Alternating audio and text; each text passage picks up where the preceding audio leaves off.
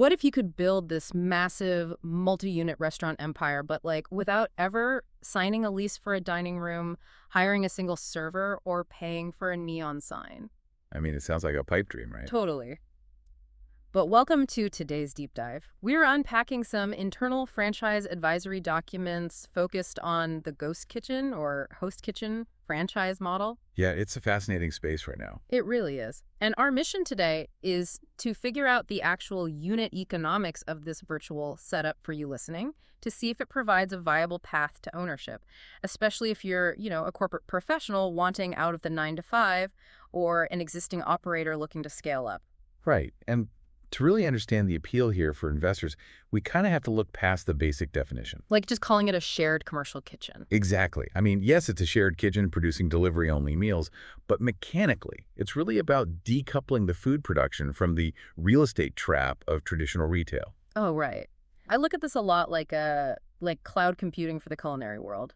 Oh, that's a really good way to put it. Yeah, because just like AWS hosts dozens of different websites on a single physical server, a ghost kitchen can host, say, a burger joint, a taco stand, and a sushi brand, all out of the exact same stainless steel prep station. Right. You share all that heavy infrastructure. Exactly. You pool the resources, Right. the gas lines, the ventilation, the sanitation stations.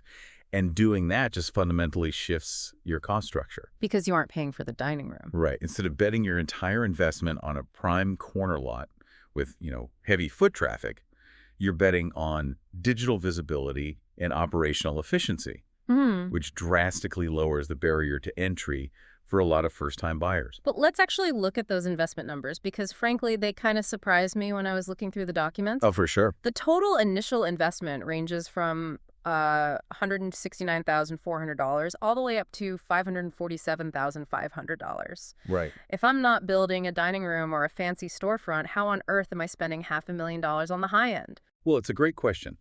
The physical footprint is definitely smaller, but you are still outfitting a heavy-duty industrial space. Oh, I see.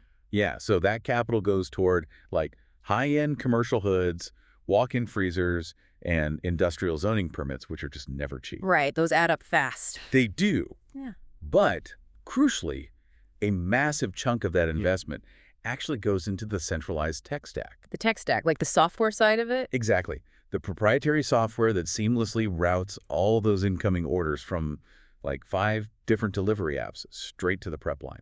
Ah, so it doesn't just overwhelm the kitchen staff with a bunch of different tablets going on. Right. It has to be seamless. It's an infrastructure play. Okay, that makes total sense. I also wanted to clarify something in the ongoing fees, too. Sure. The breakdown lists a $600+ royalty fee and a $200+ ad fee. Right.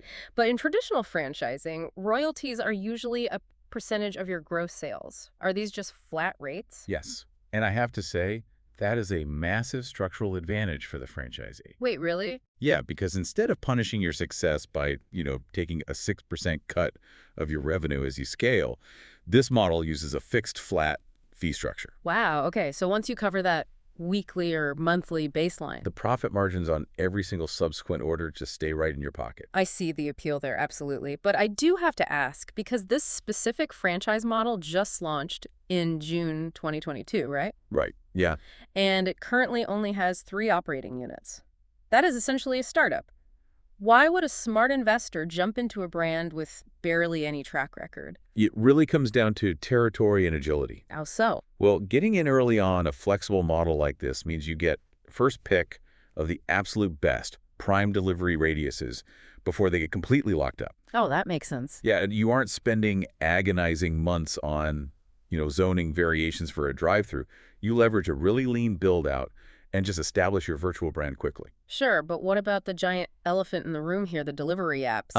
Because doesn't DoorDash or Uber Eats take like a massive 30% commission? How do the unit economics even survive that kind of haircut? Because the overhead is completely restructured. Okay, walk me through that. So in a traditional restaurant, you pay that 30% for prime real estate, front of house payroll, liability insurance for the dining room, all of that. Right. Here, you essentially eliminate those costs entirely. So that 30% you would have spent on rent and waiters? Is exactly what gets reallocated to the delivery platforms. The apps effectively become your real estate and your waitstaff. Oh, wow. Which means once you dial in that system in one single kitchen, copying and pasting it to a second or third location becomes just an operational exercise. Precisely. Eh. Rather than this huge, drawn-out real estate battle. Right. And that is exactly why multi-unit operators really gravitate toward this. You bypass the two biggest hurdles to scaling in food service. Which are finding prime real estate and staffing the front of the house. Yep. So it's all about mastering digital distribution. It is. But, here's a final thought for you to kind of chew on. Okay, let's hear it.